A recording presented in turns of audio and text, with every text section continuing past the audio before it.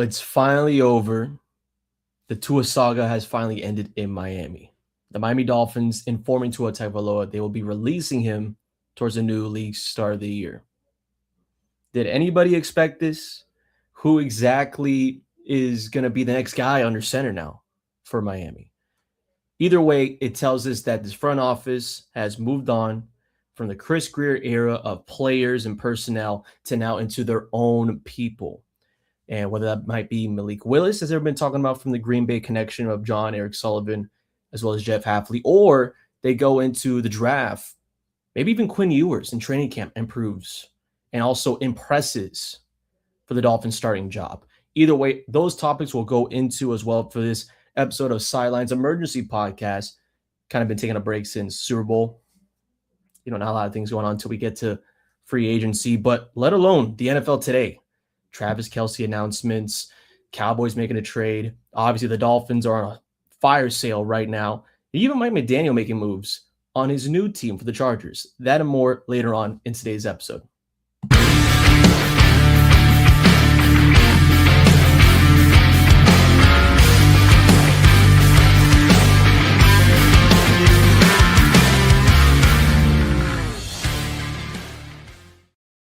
So welcome again to Sideline. I am Brandon Hernandez, your host, and this is going to be one of those episodes where we're talking revamp and finally something that was written on the walls nonstop throughout this entire offseason, let alone the middle of the Miami Dolphins season. If this is your first time even joining this podcast, we want to welcome you in to this Dolphins South Florida-based podcast on the NFL, but let's get right into the Dolphin news. So Miami Dolphins releasing Tua Tagovailoa, going to be going to the new league new league season starting. And this will be worth of a $99 million hit in dead money. It's an NFL record. The Dolphins taking on $99 million, and Tua Tagovailoa paid 4 times as much as Dan Marino throughout his entire career, over $200 million. And within 1 year of signing that deal, he's gone. I don't know how many interceptions throughout his entire career with the Dolphins he's had. I don't know how many turnovers caused, concussions, just in general, between Tua's time missing on the field, interceptions, turnovers, blunders. But at the same, there's still some good positive stuff you take away. Basically really was the best quarterback in 2023. Led the NFL in passing yards, was a Pro Bowler that year, and really the Dolphins are going to be a Super Bowl contender. Now, 3 years later, he's gone, and now there's teams already jumping and pursuing Tua Tagovailoa at this moment. The Atlanta Falcons are heavily pursuing Adam Schefter, heavily pursuing the quarterback to see if they could maybe make him a starter. Now, I don't know what the method would be if Tua was to go to Atlanta, because you have, Penix, young guy. They think he could be the future. And then Tua, let's say Tua, for example, gets over him in training camp, ends up being the starter. I mean, could Atlanta really fight for that division? I know the NFC South is one of the most funniest divisions in the world. Like, anybody can make that division just be a first round, exit in a wild card. Whether that be the Panthers, Tampa. But Tua can go in there, mix things up with Atlanta. So that's what the Falcons are pursuing at the moment. But Tua himself and the Dolphins, again, written on the walls. Written on the walls. Even before this season, prior to this season, 2024, concussions happen, and you ask yourself, well, if Tua's gone, this team can't really stand on its own legs. And even with Tua on the field, this team can't really win deep in the season, in December football. Can they even get to a playoff game and win that? Which we saw Tua only time in the playoffs in Kansas City, frostbite, basically in the tundra of Missouri, best way to put it, against the Kansas City Chiefs team that would later on go to the Super Bowl and win it that year. I don't really see Tua starting anywhere. And as I said before, the Atlanta Falcons pursuing him, potentially be a starter. But if you're a team right now and you're looking for a guy like Tua, you either be a team that you're looking to make a Super Bowl run, and let's say that there's a fear that your quarterback could get hurt in week 17, 15, 12, Tua could be that backup to push your guys' envelope towards the playoffs. Let's say it's something where, if you have Kansas City, right? Tua Tagovailoa back of the Patrick Mahomes, where Mahomes coming off an injury as he had that basically ended his whole season. Maybe he comes in, leads the right ship and pushes that team. Maybe the Rams might be in a similar situation. Jimmy Garoppolo looking elsewhere. Now you bring Tua in behind Matthew Stafford, and Tua is very familiar with the state of California. He's very familiar with the West Coast. That's a place where his family can visit him from Hawaii. And of course, a whole new brand restart. Different conference, different team, different state, miles away. So maybe that might be a good look for Tua as well in his next destination. There's a few other teams out there I can imagine that would want Tua Tagovailoa. I mean, who wouldn't want Tua Tagovailoa? Maybe teams with bad O-lines. And from the Dolphins' perspective, can you really blame Tua production in the last 2 years? The O-line, and as Chris Greer's words, who has been now gone from the Dolphins for the past few months, I think you guys care more about the O-line than we do. His own words. Well, an O-line would have protected Tua from having 4 to 6 concussions throughout his tenure in Miami. An O-line would have been able to protect Tua from being off the field, missing time from the team that was trying to push towards something that they haven't been able to do with the last 20 plus years, which is a playoff win and potentially a postseason journey to something that they can build off. Potential Super Bowl run. Who knows? Now we'll never know. Tua Tagovailoa joining the crew of releases. Tyreek Hill, Mike McDaniel as well, of course, one of the biggest ones from this offseason, the head coach from the last 4 years. It's just sad to see it end.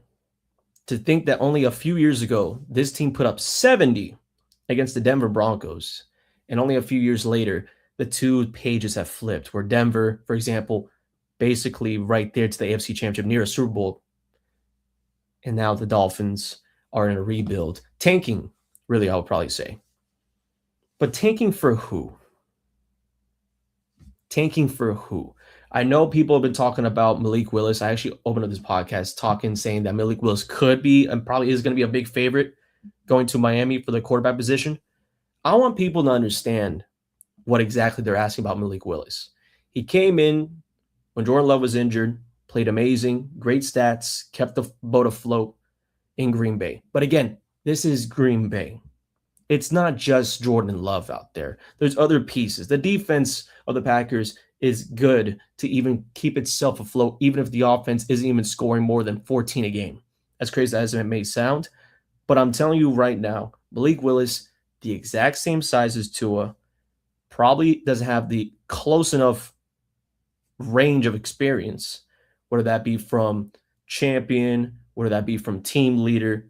Malik Willis, if he was to be the starting quarterback for the Miami Dolphins, and I don't even think this is a hot take, because even without Malik Willis, hell, if Tom Brady was under center, this Dolphin team might not even win more than 5 games this upcoming season. Malik Willis, if he goes to be a Dolphin at 26 years old, and there's still some age to work with there, you're not finding a guy that's leading a group. You're not really finding a guy that's shifting in the right direction. This is going to be an all-out tank year. And people are already saying for Arch Manning. People are already looking at their draft boards for the next year of 2027. They're already looking like who exactly can the Dolphins get. I mean, let's look at this draft class, right? Dolphins with the 11th pick overall. Most likely goes to an O-lineman or pass rusher in this case, especially with the fact, I don't know what people are talking about the NFL Combine. Ruben Bain being an issue with his arm size. I don't know about you, but the tape tells itself. Start flinging O-linemen from Ohio State and Indiana like nothing. So that should be able to tell itself, telling as it is. And of course, the NFL level is totally different from the collegiate level. But either way, the Dolphins in this upcoming draft, maybe they now switch their motive and be like, hey, we got the 11th pick. It's not like a lottery type of top 10, top 5, or whatever it may be. But what are the quarterback options? I would wait next year, obviously. Maybe you go out of your way and get someone in the 3rd pick, or rather the third round selection for the Dolphins. Maybe Carson Beck. A lot of people, for some reason, draft boards are saying that Carson Beck would be a fit for Miami later on the draft in the second day of the draft. I could see that going training camp wise, him being competitive with Quinn Ewers. And would that even be the better option? A young guy from the draft, or you go into your own room and you find yourself with Quinn under center? I believe that Quinn Ewers is able to adapt well to this Miami offense. Obviously, it was very similar to what they played in Texas when Mike McDaniel was there. But now we have Jeff Hafley. Hafley may be just like flipping the script. Obviously, a lot of time for Quinn throughout an entire offseason to learn this new offense. But is it going to be enough where it's like, okay, we can build off of this? I believe so. I think Quinn has the ability for it. I think the man can take hits in the pocket. I think he can lead in that sense. We've seen it before in a deep level at Texas. We've seen it before as well in his small, 3-game sample size throughout the regular season. I can see more of Quinn Ewers than a Malik Willis leading this Dolphins team in 2026, 2027 season. Now, in the sense of what's out there, you want a veteran? Let's say they want veterans. Fine, no problem. This is really a quarterback-hungry free agent market right now. You got, and I hate to say it, but again, it's a South Florida kid. It's being reported out there. Geno Smith, the Las Vegas Raiders, one-and-done season, basically. He is now saying that his desired destination is the Miami Dolphins. South Florida kid. I can see it right now. There's not a lot of South Floridians out there that even want, from the NFL's perspective, to come down to Miami for some reason, because there's no real Miami hero in South Florida. A lot of people talk about when the Baltimore Sun was reporting in a column that Lamar Jackson preferred destination, if traded, was Miami. So Miami is going to be a destination where the Dolphins can be like, yeah, we can find a veteran, no issue. Geno Smith, I'm not opposed of it. I feel like it was more like a situation of the Raiders' personnel on offense was just not right for Geno Smith, because we saw him ball out in Seattle. So maybe it's just the fixture of who you have on that team. But then going to Raiders to Dolphins, how big is that shift? How big is that change? I'm not saying the Dolphins are going to be worse than the Raiders or vice versa, but is there going to be a big shift where Geno's going to be having better numbers, is in a better situation? Because again, this is another tanking team. And this time, they're acknowledging the tank. It's not like we're going to be mediocre. No, they're going to be bad. They're going to be horrible. So would that even entice Geno Smith, let alone the Dolphins front office, to entice bringing a veteran guy or building from the ground up with whatever young core they'll bring in for the quarterback room in training camp? And then also the big piece of it, Kyler Murray as well. Where will he go? Because even the athletic A's, and I don't even understand it, still open on the idea of him to come to play baseball for them. I mean, going from starting NFL quarterback to major leaguer. I mean, what was he, outfielder? Or some, I got to look back at his tape at Oklahoma. Maybe he was that type of ball player where, like, you know, he could be able to make big bucks in the MLB, playing through 160 games a year. I really don't see it. I don't know how many NFL guys besides Bo Jackson has gone from NFL to baseball with ease. I mean, of course, Deion Sanders, obviously a big example during his playing career. But, man, for Kyler Murray, in a sense of the Dolphins' connection with it, there really is no connection. I can't imagine him being enticed to go to play for the Dolphins. I can't imagine the Dolphins being enticed to play for Kyler Murray. So I will put that to bed immediately. Kyler Murray probably going out there to a contending team that's a quarterback away. Maybe Brock Purdy is not all that.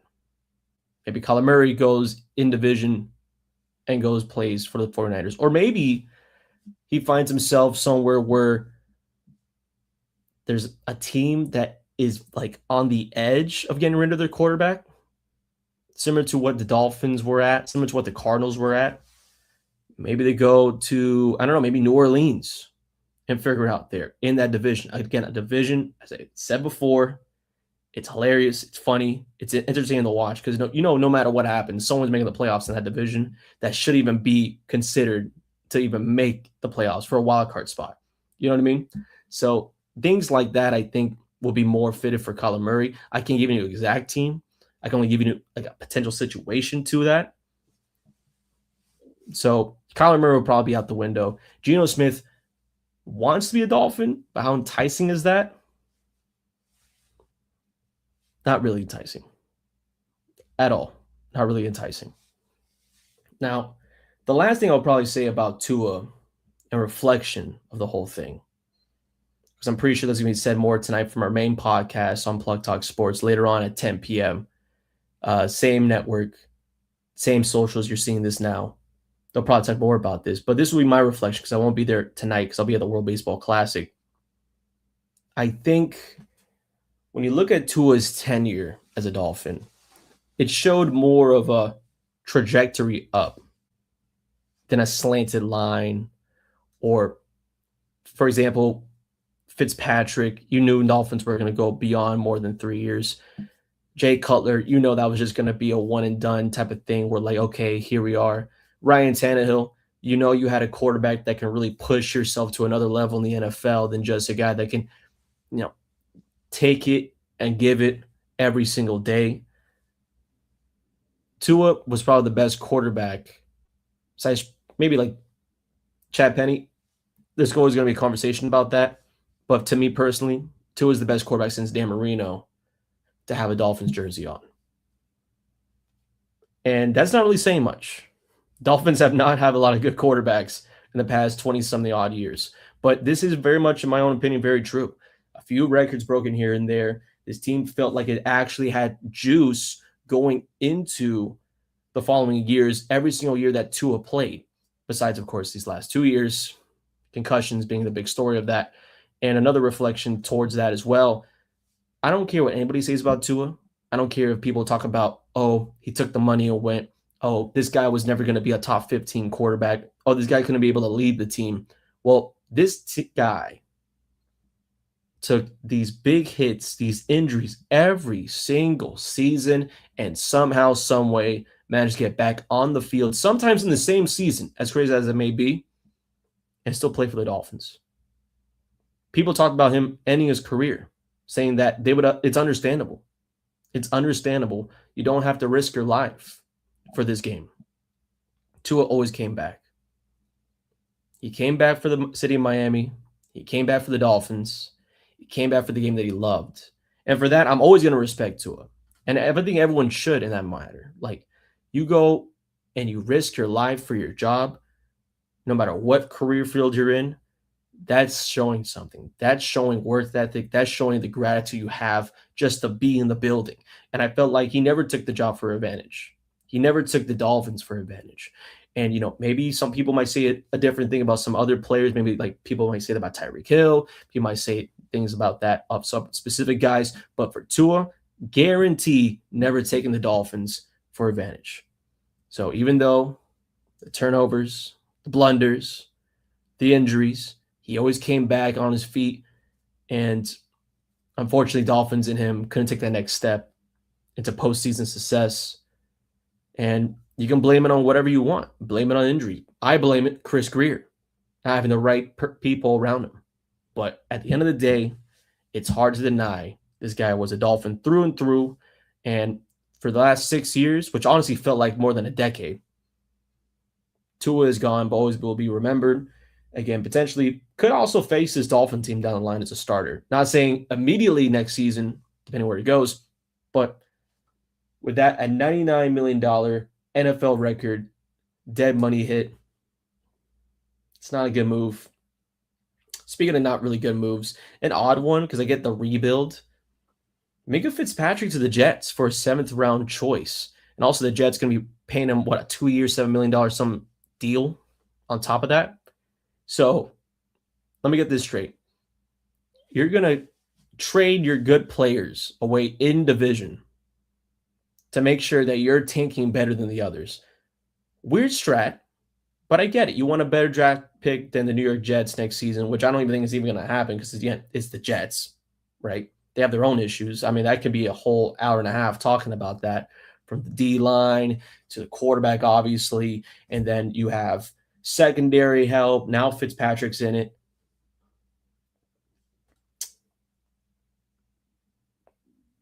Still don't think that it's going to be worse than the New York Jets next season. It's going to be a bad season next year. I'm preparing for it. I got my hurricane windows right behind me. I'm going to be behind that every single time there's going to be a play called at Hard Rock Stadium this season. So it might be one of those seasons. Hopefully not. Maybe the Dolphins surprise people like the Pats did from a 5-4 win season to a Super Bowl. Maybe. I doubt it, but either way. So Minka Fitzpatrick's gone from that. For the Dolphins, that means this is a full rebuild.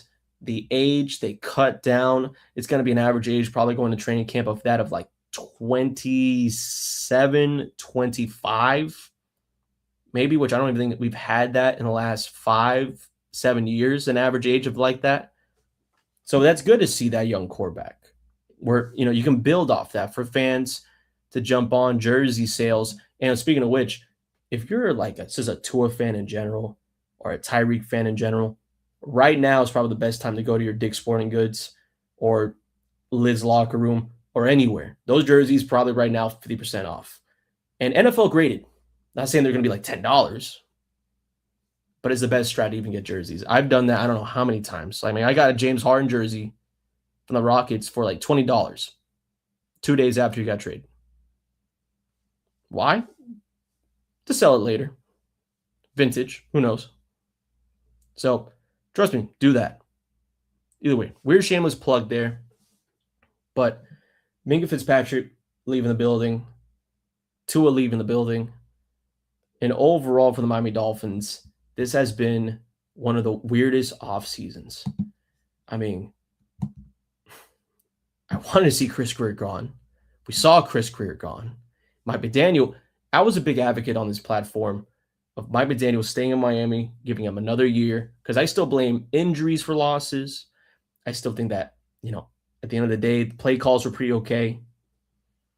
They didn't really see that. So Mike McDaniel goes to the Chargers, and get what? Late last night, this is basically a Mike McDaniel hire. I don't care if Harbaugh is the main guy over there. This is a Mike McDaniel hire. Alec Ingold, the fullback, $7.5 million 2-year deal to the Chargers. Who needs a fullback in today's NFL? Right? Unless your offensive OC wants a fullback. So that's honestly, I think, is a Mike McDaniel call there. But he gets released. Tua now released. The Tua era is over. It's done. Not much really else to say about that, But if you want more Tua, if you want more NFL, if you want more sports in general, later on tonight at 10 p.m. Plug Talk Sports, main podcast, you'll have Danny on there, Jonka Don't Stop, Big Canes guy. He'll probably give his big old insight as a Pats fan on this Tua news later tonight. Thank goodness I'm not listening into that, going to World Baseball Classic. And if you're from Miami, go to one of these games. I saw the Dominican Republic run-ruled the Netherlands. I know this isn't football, but man, it's like electric every single night. They got a Platino dumbbell out there. Like, bring that to the Dolphins facility. Maybe that might help out. I don't know. But either way, tune in later on, 10 p.m. for the main course. This has been Sideline. We do episodes usually on Tuesday. Thank you for joining on this special Monday edition. We'll see you guys next week for more intel, free agency, and trades.